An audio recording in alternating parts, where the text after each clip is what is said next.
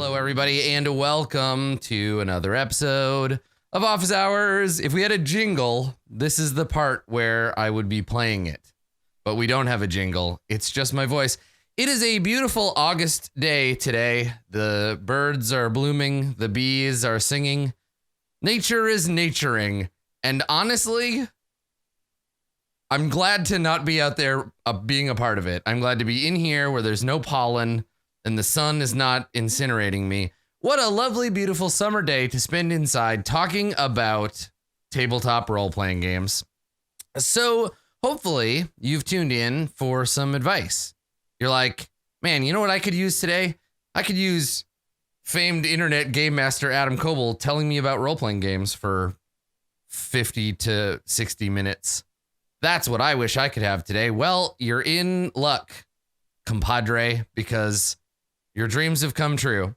It's time for that exact thing. So if you have not watched an episode of Office Hours before, if you are tuning in for the very, very first time, thank you. Hello. Welcome to Office Hours. It is a call-in Game Master advice show. So every time we do one of these episodes, every episode of Office Hours, I answer 3 questions.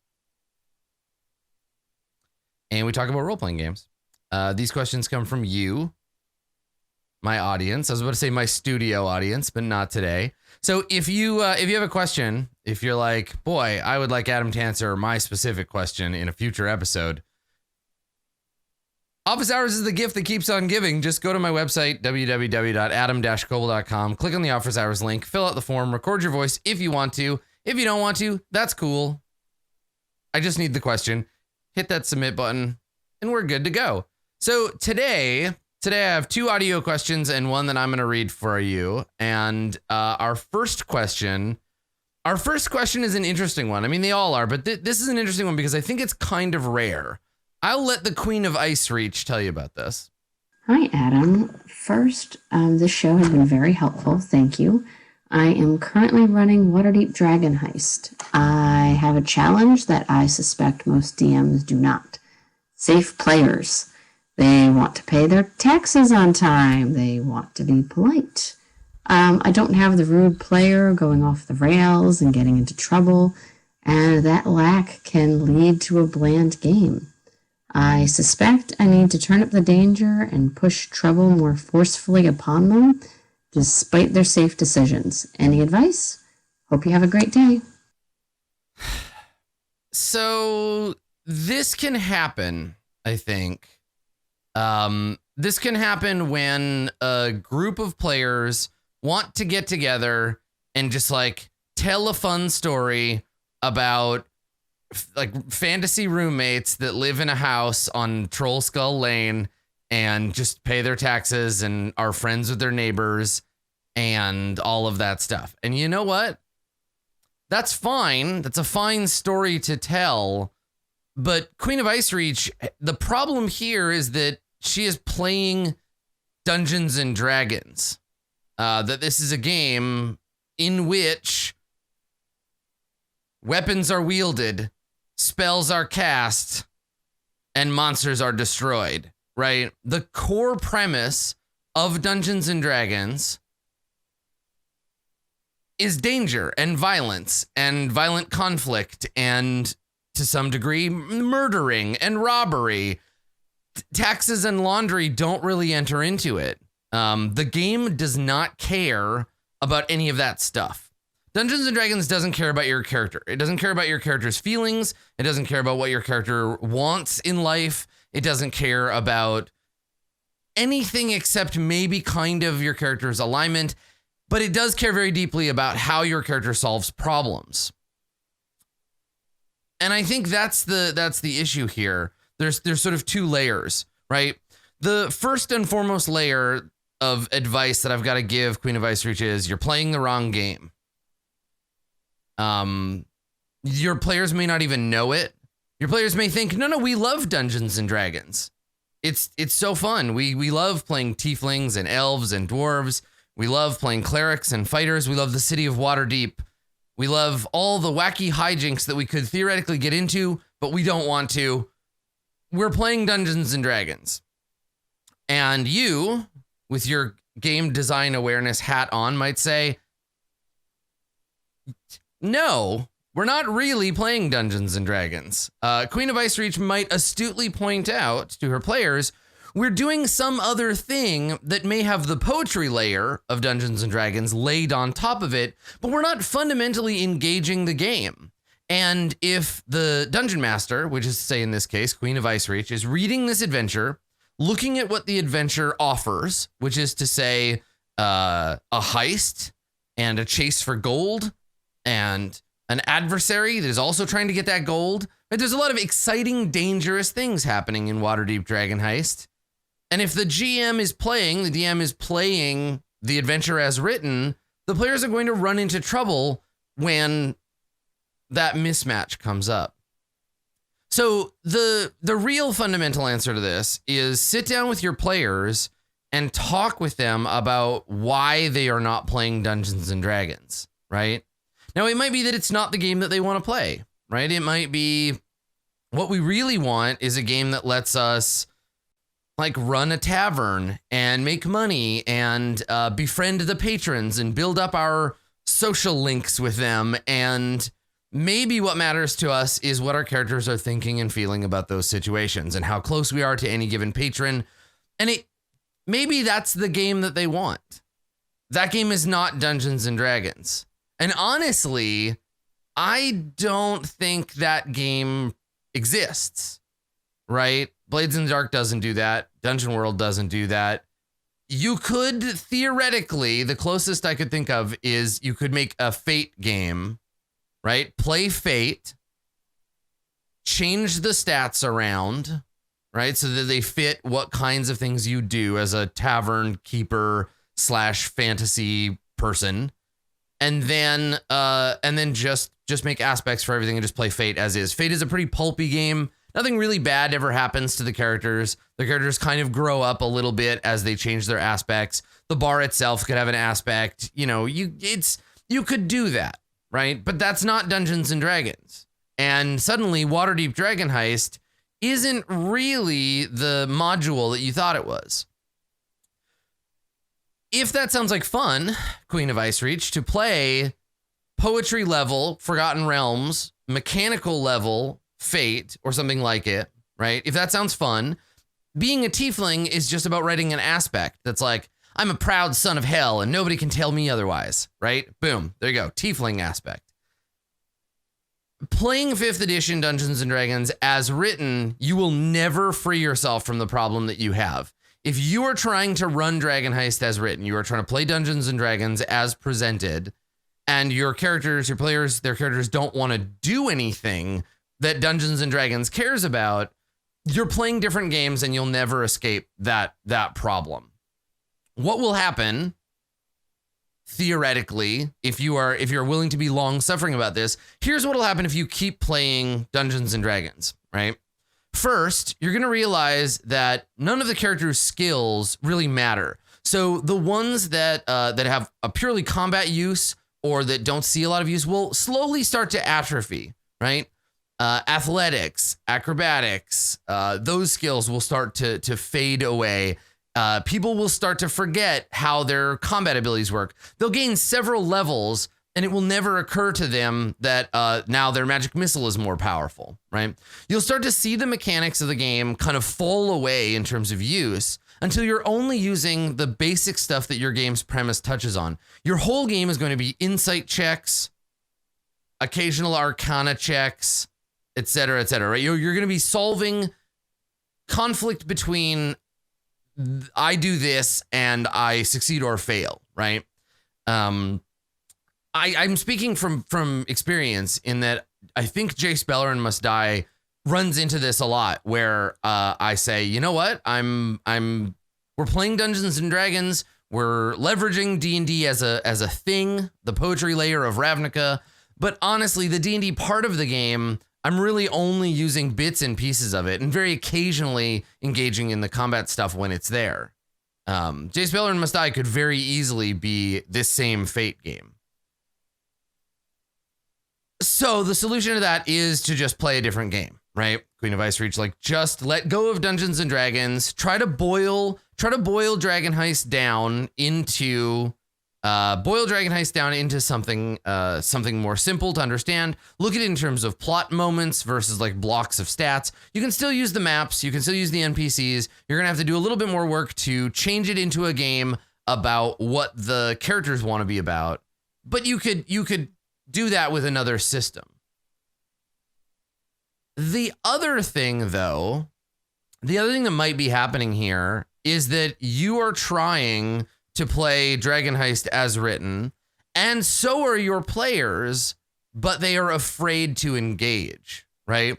So on the one hand, it could be a priority mismatch. They might actually want to be playing a different game. But on this hand, it might be that they do want to play Dungeons and Dragons, but they're scared of failure, right? They're scared of they're losing their characters. They're afraid of their characters dying. They're afraid of putting their characters in a situation where they might lose something that they care really deeply about. So I don't know, like this is a case of timidity. And I think on the one hand, if you're playing a role-playing game as written and you've all agreed to play it as written, you know what the risks are, you know what might happen, you know what tools your characters have to accomplish their goals, and you just get in and do the thing, right? I think that it's easy for players to be afraid of it's easy for them to be afraid of loss. We dump a ton of energy into some people dump a ton of energy into their characters, and we don't want to lose them. We don't want to have to go back and spend time making them again. We become attached to them, however crappy they might be, and the idea of losing them is upsetting to us. But you're playing Dungeons and Dragons, and Dungeons and Dragons is a game about fantasy violence.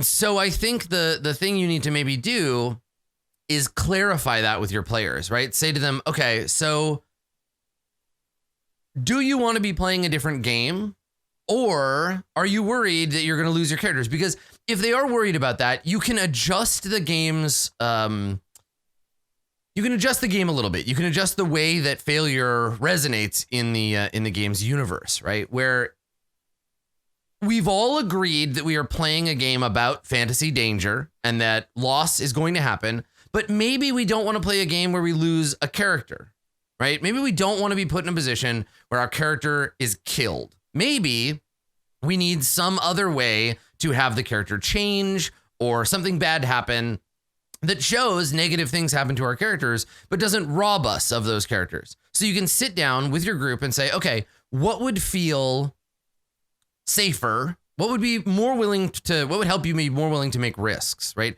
Make decisions that put you in danger. What are you actually afraid of, right?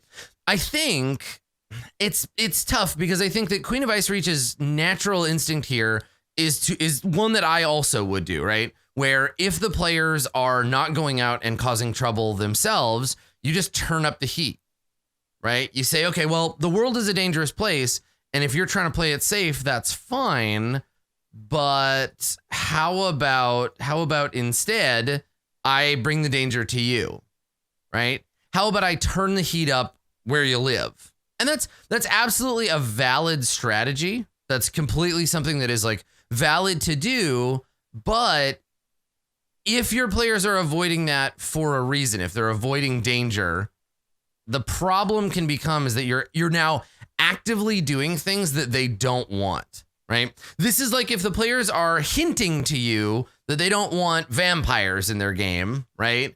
And you put the vampires in because you're like, well, maybe you just need to be pushed. Maybe you just need to come face to face with these vampires. So there's a thin line here between we don't want to play a game about danger and we're afraid of getting in danger because we're afraid of loss or afraid of our characters getting taken from us or whatever.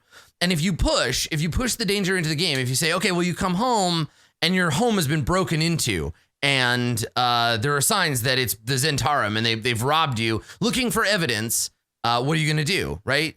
They might, on the one hand, look at their character sheet and say, we've got fireballs, we got magic missiles, we got +1 swords, we got sharp sticks. Let's go over to the Zentarum and we will beat the living shit out of them for knocking down our house. Maybe what they need is that push over the edge. But if you don't talk to them and figure that out first and you just turn the heat up and you say, cool, the Zentarum come to your house and they break in and they smash the windows and they like roll the inside of the joint. Maybe instead of getting invested in the action, the players will, you can see it happen. When something bad happens to a character, there's basically two responses. There's the like warming of the face. There's the raising up out of the chair. There's the excited eyes of like, yes, action, right? You mess with us, we're going to mess with you. Things are happening. I'm very excited about it. Let's go do it. Or you can watch the players, something bad will happen and their shoulders will slump. They'll fall back in their seat a little. They'll make that face like, I'm fine, but they're actually kind of like frustrated or upset. And if you don't know what your players' priorities in playing the game from the get-go are, you might just break them if you turn the heat up a little, right? It might just be too much. They might get burned out. They might say, you know what? We were having so much fun not playing Dungeons and Dragons, just living in our house and meeting our neighbors and like doing kind of free-form role play. And then you pushed it too hard. You Dungeons and Dragons us, which, Queen of Ice Reach, would not necessarily be your fault because you're ostensibly playing by the same rules as everyone else. And your job as the Dungeon Master is to give them things to do in the game. But if you're worried at all about breaking their spirit, which as game masters, I think we have to be aware of our players' limits. And I think you can ask them. I think you can sit down with your players and say, hey, I've noticed you're not really acting like Dungeons and Dragons characters, right? You're carrying around this box of knives, but all you seem to want to do is plant flowers and talk to people. And I think that this is a totally natural urge. And I think that Queen of Ice Reach, you are experiencing a problem that has always been a problem in role playing, modernly anyway. Like in the sense of like, I would say since the 90s, we've had this idea that like role playing games are, and I blame White Wolf and some of the way that they describe role playing games for this, but we've come to believe that role-playing games are about telling stories, when really they're not. They're games that generate a fiction, they generate a narrative, but they have rules, and we follow those rules, and the rules help us generate the narrative. And the narrative of Dungeons & Dragons, by default, is a narrative that involves violence. It's a narrative that involves action and combat and danger. It is not a narrative of calm. It's not a narrative of gentility. The game doesn't care about the characters' personalities or feelings, right?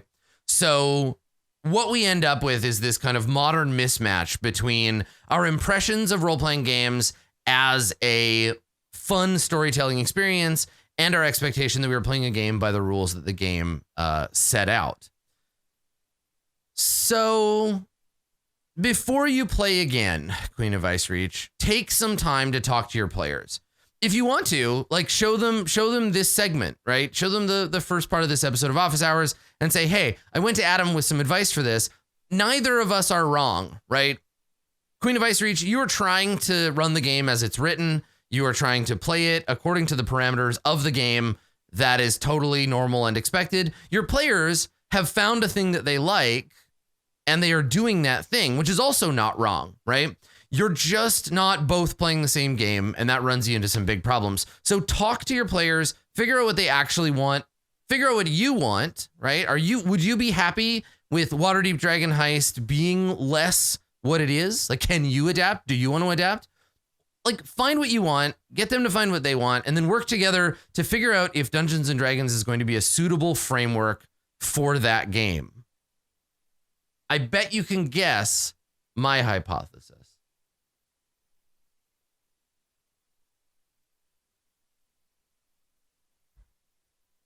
So talk about it. Talk about it with your players.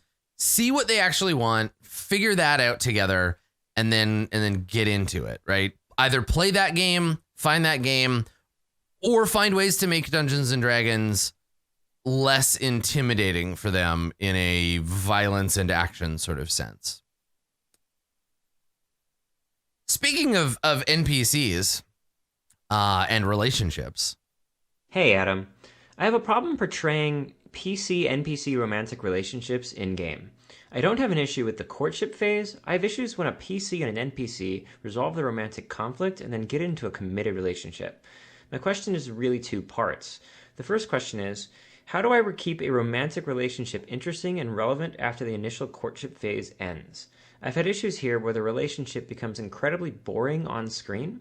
The conflict and tension has been resolved, there's nothing interesting to explore, or the NPC has no screen time and I end up forcing them into areas they don't belong. I don't want to just force the NPC into scenes or force drama for the sake of drama. The second question is, how do I actually roleplay the beat-by-beat actions of a PC's boyfriend or girlfriend in the fiction without just coming off as lovey-dovey, awkward, or straight-up flirting with my players? This isn't an issue about boundaries in play, it's more an issue about how to portray a change in an NPC's mannerisms. I go back to my prep and I look at the NPC's traits as a guidepost for how to roleplay them, but then I think, wait, this NPC loves this PC now. Shouldn't their mannerisms change when they interact with that character? But how should they change? I'm really not sure how to represent that in the fiction, so my NPC's behavior doesn't really evolve despite the change in relationship status when it feels like it should. I'd love advice on how I should change role-playing an NPC who gets into a committed relationship with a PC. This is such a good question. I love it.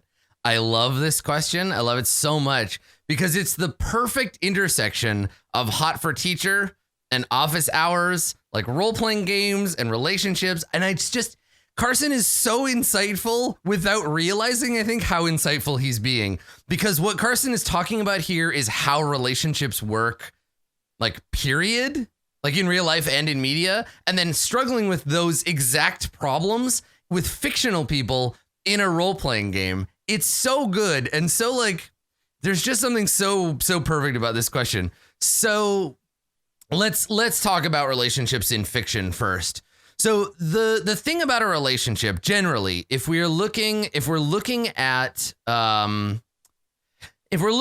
relationships are generally presented in the media, which means we're coming at this from predominantly a hetero-monogamous angle, right? So most relationships, the media itself is specifically queer by design. Generally, we're looking at hetero-monogamous escalator style relationships. For more about escalator style relationships and relationships in general, please tune in to Hot for Teacher, where I do this exact same thing, but we talk about relationships in a real life context and not talking about having sex with elves. However, generally speaking, when we think about a relationship follows a hero's journey. Right? It follows a specific narrative arc that is plugged so deeply into most of our media that when we think of relationships and how their narrative works, this is what we think of, right? A relationship has a start in which the characters meet, the characters get to know each other better and become romantically interested in each other, then their relationship becomes serious, however that works. They move in together, they get married, whatever, there's sexual tension, usually somewhere between marriage or sex, depending on how Puritan your narrative is. I would consider in media, marriage or sex, the consummation moment. That is the end of the arc, right? Because the arc is about that romantic tension of like, will they or won't they end up together? Do they love each other? Do they not love each other? And then there's a moment, some cathartic moment of like, the tension is behind us and we are now going to be in love. Like if I had to write a story for a character falling in love with another character, that's what I would do. I would be like, they meet, they get to know each other. They start to like each other. Something threatens the relationship, either internally or externally. They get over that threat.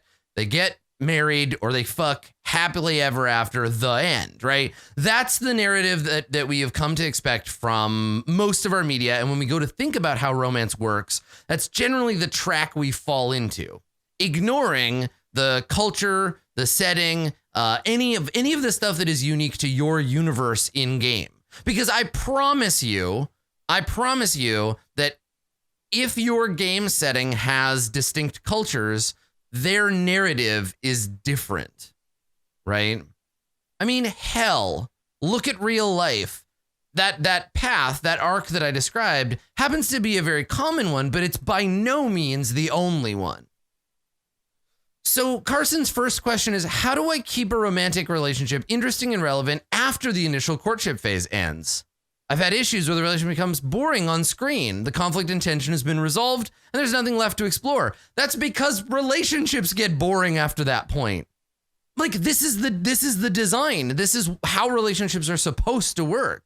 You get all that tension and drama out of the way and then you that's it. You're done. You found someone that you want to cohabitate and co-parent and whatever with. You don't want drama in that situation, right? You want stability. That's how the human social structure is supposed to work, right? Is that you get through the early drama, you lock that shit down, you make babies, you parent, you have finished your purpose as a human, and then you blow away, right?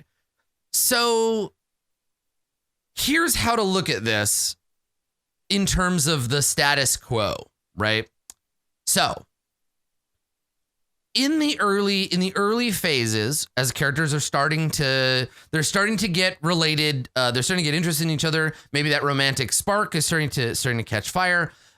While all of that is happening, the drama is about, will the status quo remain as it is, or will something better happen, right?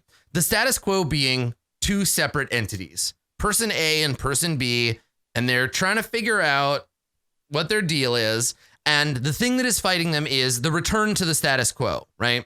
And obviously there's drama about vulnerability and drama about getting to know them. And there's like family and community drama. And there's all of this stuff. And like, should we be together? Should we not?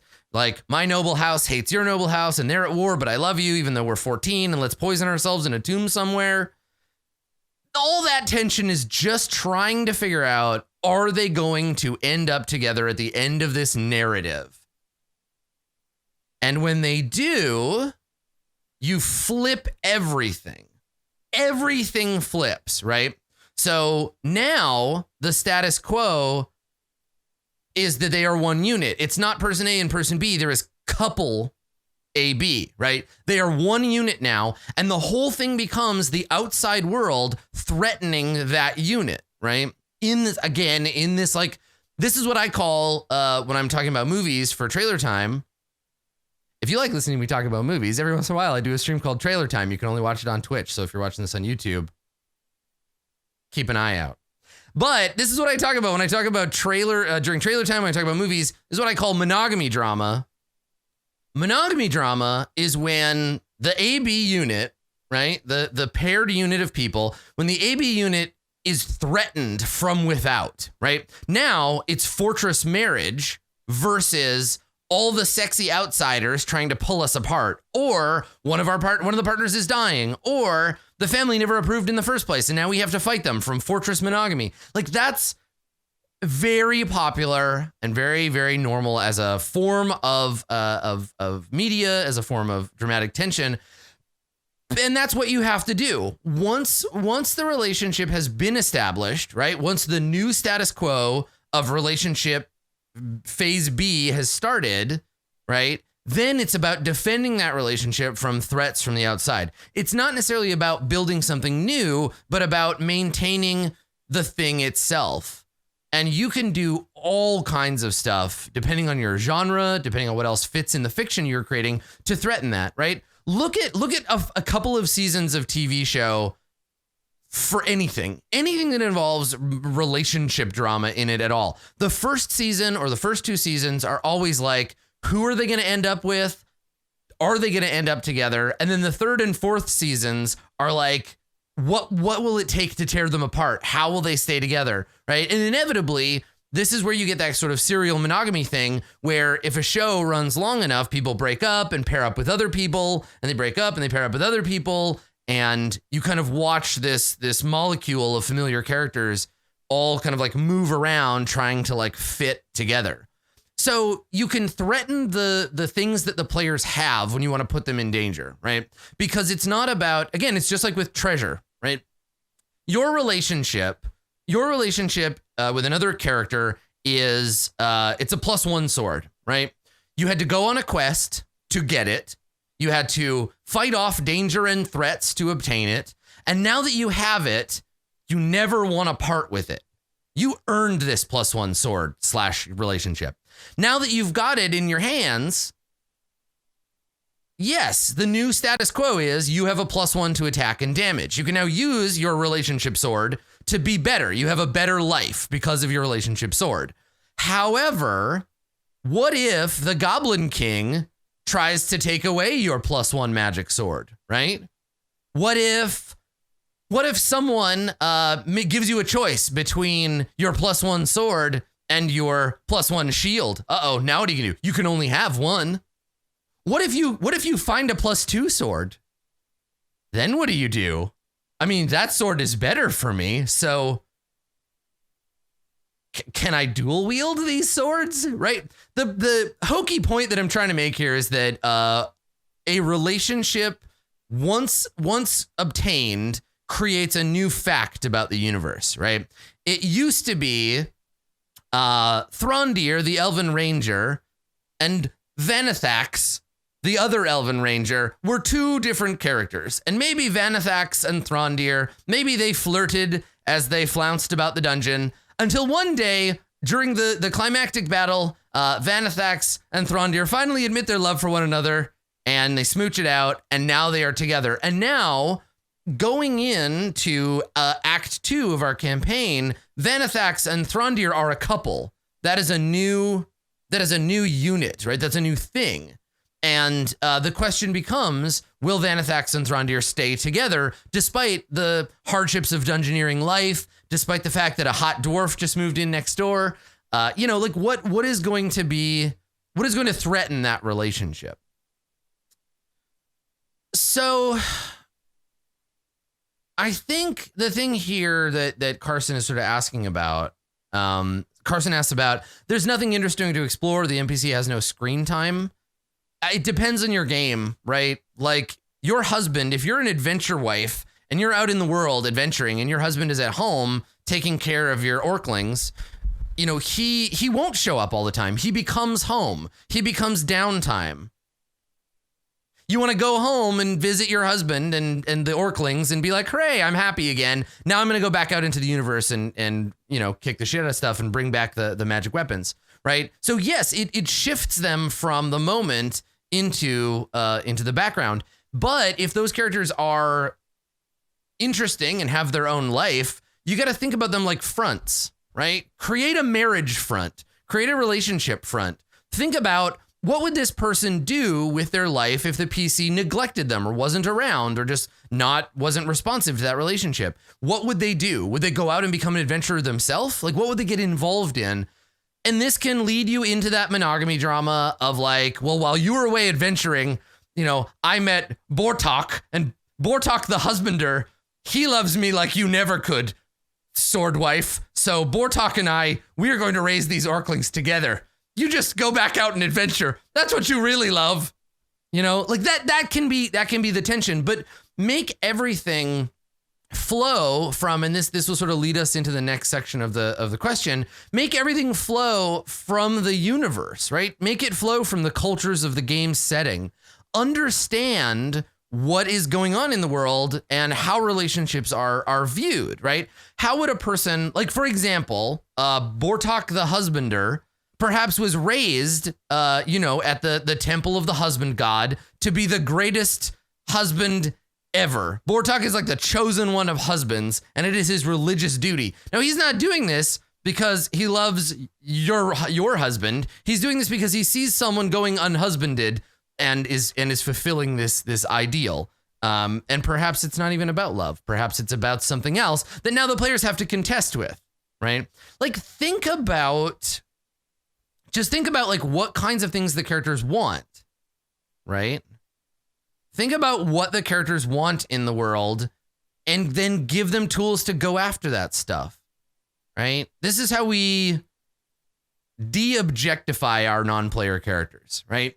So every NPC in your game, and this is advice not just for Carson, but for everyone, every NPC in your game needs two things. They need to want things, right? And they need to have tools to get those things, right? 2. Knowing what your character's spouse wants, or boyfriend or girlfriend or they friend, whatever, you want to figure out what they want, and don't make it something boring like to serve my wife, right? Or like do whatever I'm told, or even just like raise the children, right? Give them something core to their personality that they desire, right? And then give them tools to get that thing and find places to create tension, because, you know, everybody wants things, and that clash of desires is what I think drama comes from, right? In role-playing games, where those desires butt up against one another. So give them screen time when it's important, when it's relevant. Show off them as people first, and then part of a relationship second. Create drama where you think drama would be according to the game you're playing and the world that you are playing it in, right?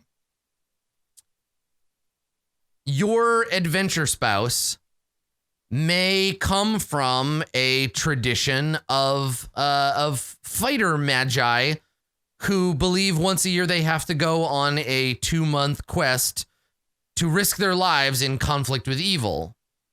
Now you have kids.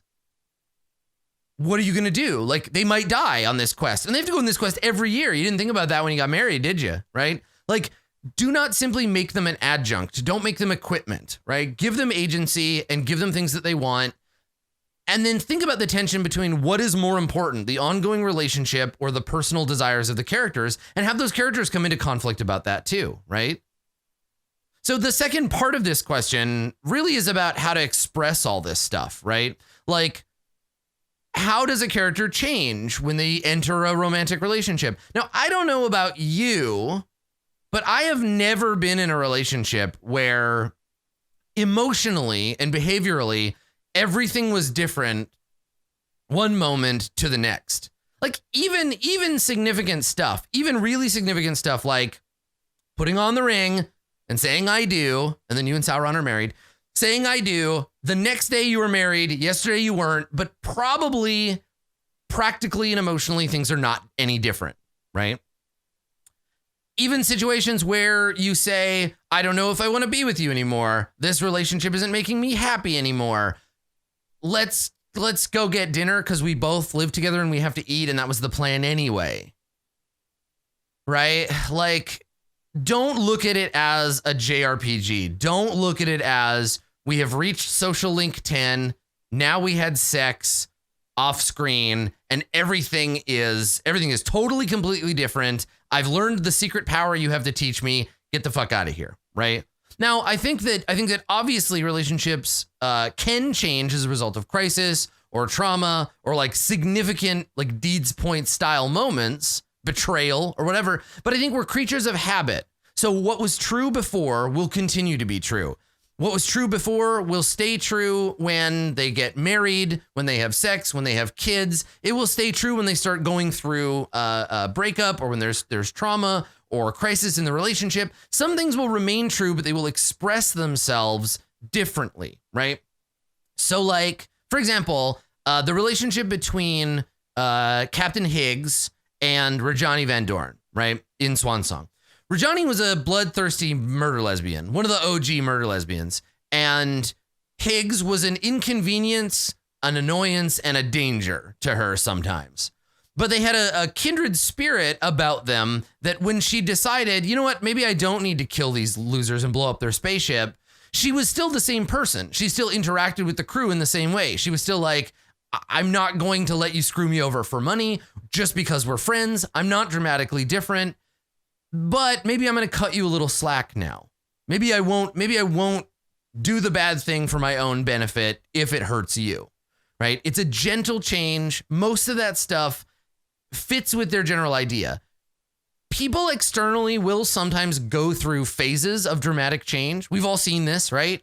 Where you're in an adventuring party and the thief and the paladin, they fall in love, and the next time you're in town, they spend the whole time at the Thieves Guild.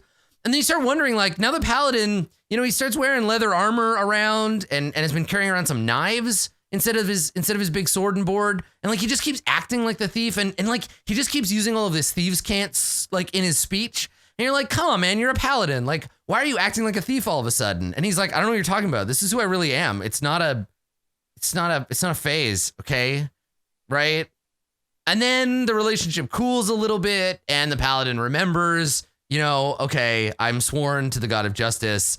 Maybe I got to return to my real life. But people change as a result of relationships. And sometimes it's very swingy and sometimes it's very gradual, right? Sometimes people won't even notice that they're changing because it happens over the course of several years, right?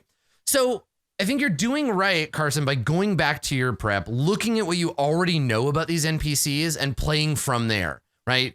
I think don't have them dramatically change just because you reached level 10 social rank, but think about the ways, now that they have someone else to think about the ways that they would change. And again, and I'm going to keep hammering on this point, burning wheel would mean, in this case, you write a new belief about your beloved, right? So if the character really, this is how you can tell if somebody loves you. Do they have a belief written about you? If you want to know, all right, everybody, here's some hot take. So if you really want to know if somebody loves you, it's not in his kiss like the song says. Ask to see his character sheet. And girl, if you see a belief on there that says, I love you, you know it's for real. But if his beliefs are like, I have to depose the Duke for killing my father, I have to uncover the bishop's betrayal of our kingdom, and I wonder what happened to that girl that sold hats at that one town that one time, you have a problem.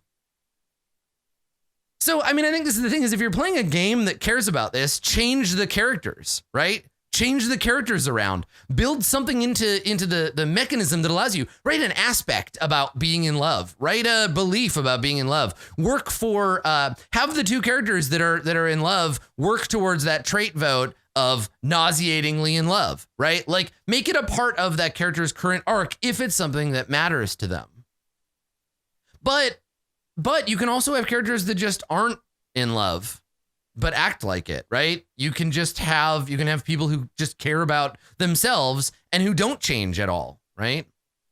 You can very easily fall in love with a character whose instinct is act like I'm in love with anyone who seems in love with me, right? And that can be the change, right? Is that they're faking the relationship. Like look at the characters for who they are. Look at what they want. Look at what you gave them to accomplish that. And if the character wants like a family and relationship stability, then yes, they will act in accordance with trying to get that thing. But if the character just wanted somebody to have sex with and they got it, and now this NPC doesn't really care about the PC anymore, you could start to illustrate that character becoming distant over time, right?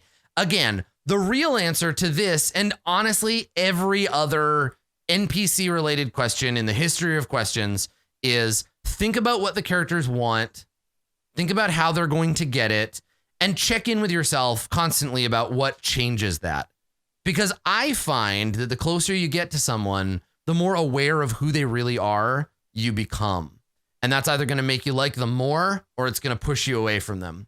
And if you're playing a game like Dungeons and Dragons and Invincible Sword Wife bathed in blood just got married to a priest of the God of Mercy, they're going to get to know each other right fucking quick. And that's going to create tension. So look at the status quo now as the relationship being real and then find ways to threaten that. And I find that the least interesting ways are like your boyfriend got kidnapped by a vampire. And the more interesting way is your boyfriend wishes he could get kidnapped by a vampire. Things to ponder. Thanks for the crossover. I like that. It's nice. It's nice having a little like hot for office crossover. That's very good. Thank you. So our third question comes in with no audio except for me. So for the Super Mikey, let me read this question. In the first session of Far Verona season 2, you asked the cast a bunch of questions to establish connections to them and the world. When a game doesn't have those character questions built into character creation, how do you go about developing them? So every game has questions built in. And this is because questions are the most important part of a role-playing game, right? Of all role-playing game, question at the top. So asking questions of your players, asking questions of each other, all of that stuff is how we generate fiction, right? We talked about it in Dungeon World. Vincent talked about it in Apocalypse World. What do you do is the question at the center of all role-playing forever. This is how things are. What do you do? This is what happens. What do you do? In response to that, this occurs. What do you do? Right? What do you do creates fiction, right? If we go back a ways, because to answer what do you do, we need to know what is possible and who is you, right? What is the subject and the object and the predicate and what have you going on in that situation. So character creation, session 0 helps us understand who are the characters, what is it possible for them to accomplish, what are they trying to do in the world, and how does that all fit together? It gives us a framework for our narrative, for our ongoing sort of storytelling together. So how do we come up with good questions to establish that when a game doesn't have them? Well, I think the first thing that we can do is recognize what questions the game does have. Now, they might not be overt. We might be reading between the lines, right? Not all games have a questionnaire, and that's because we need questions to tie us to the situation. But you can read between the lines, right? If you're making a character in Burning Wheel, you are answering not only what life paths do you choose, but what jobs exist in the world, right? When you ask, what stock are you? You're asking, are you interested in exploring themes of grief or greed or hate, right? When we're playing Dungeons and Dragons, we ask the players, what class do you want to play, right? What stake do you want to have in the fiction? Do you want your character to be a dwarf, an elf, a halfling, tiefling? Those are questions, right? It's a procedure to answer those questions, but background, ideals, bonds, flaws, all of that, those are all meant to be part of a questionnaire that gets you to a point where then you as the game master and the group at large have to work together to figure out what the really meaningful questions are. Now, I could give you like a list. I could say, here are a bunch of things you should ask if you're doing a fantasy campaign, or here's a bunch of things you could ask if you're doing a science fiction campaign. But this isn't about making lists for you. It's about giving you the tools to make those lists yourselves. So what this relies on is your main goal as the game master, the thing that you need to bring to the table at the beginning of a game. If you're playing a game that has a traditional structure, you need a situation. We've talked about situation a bunch of times, right? You know what a situation is. If not, situation is capital S, the core seed of the campaign, right? I can give you the situation for any game I have ever run because that is my offering. That's what I bring to the table. Some people call it the scenario. Some people call it the campaign premise. I've always called it the situation because it's what's going on. It's the thing that's happening. It's the context for the players to exist in. So your job as the game master is to bring that situation to the table, right? Know what the campaign seed that you are interested in planting looks like. And when you get to the table, expressing that to the players and using it to help them go through character creation, right? Sometimes your situation will impinge on the things that they are meant to do in character creation, right? So they might be able to choose elf, dwarf, or halfling, and you might have to say, well, my situation, my premise of this game relies on the fact that there are no elves. The elves are gone, right? So you cannot play an elf. Here's some different things that are true about dwarves or humans, or here's how you might be a half elf, right? So these are things that you will do during character creation. But when you get to the point where you have characters, like we did in season 2 for Far Verona, the question that I asked tied the characters to the immediate moment, right? And sometimes they will help flush out backstory, right? They'll be able to say, okay, I'm pretty sure you have something that might connect to this in your backstory. I'm going to ask you a specific targeted question, right? Like, when you fled from the Marines, what did you take with you and what did you leave behind, right? That's a very common question that I'll ask. And it ties you and a piece of gear or a person or whatever to your character's past. I might also tie you to the current situation by establishing a question about how you got here or what is going on, right? Like, why did you choose this farm over any other farm to hide out in, right? Whose decision was that, right? Why did you make that call, right? I think the thing here is that what I want to do is before a session, when I start to build ideas for my campaign, what I'm doing is not answering questions. I'm not creating facts, right? I'm not saying this is going to happen, then this, because of that, and then this. I'm asking myself questions that I can then pass on to the players. Sometimes the best thing to do with a stakes question is just ask it out loud. If you come out of your GM prep for your first session and you have a question that is, if all the elves and dwarves in this world have been at war forever, how do the two of you, elf and dwarf, get along? What is different? Like, that might be a stakes question that you can just ask at the table, right? Or you can learn them in play. For me, those early questions, whether it's about the farm in Far Verona Season 2, or whether it's about Host in the Shell, right? If it's about Dewdrop the Giant Turtle and Jace Beleren Must Die, the way that I ask these questions and the reason that I ask them all serves the purpose of tying the game's core premise and situation to the characters in the form of action. Which is why my favorite questions are, how did you get here? Which one of you screwed up? How is this situation worse than it looks? Players like that. Players like being, I have found anyway, they like being able to create a spin on their own adversity. And so for me, developing those questions is just about looking at what does the game demand that we know, right? What do I need to know to make this feel like an authentic situation for this game? What do the mechanics of the game demand that we know to begin with, right? Make sure everybody has all that stuff sorted out. And then what does my situation need to get it going? Think of the situation as fuel and your opening questions as a match thrown into that fuel to light the fire of your first session, because you want that first session to hit with a bang, but players like having context, right? Nothing derails a big opening action sequence like, why are we here? Who's the bad guy? Why are we doing this? Why wouldn't I just leave? These kinds of like awkward questions that roll back the tension. You want to be able to answer those quickly and hit the ground running, right? You want to give them short bursts of information. And I find that questions and answers do that, because you can ask a question, get the answer you need, and be like, all right, next thing, right? You're not asking for their whole backstory, but you're inviting them to let you know how they got here and what. I mean, they're love letters, right? They're love letters with no mechanical aspect to them, though you can certainly build those in. If you're interested in what those are and how they work, they're in Apocalypse World.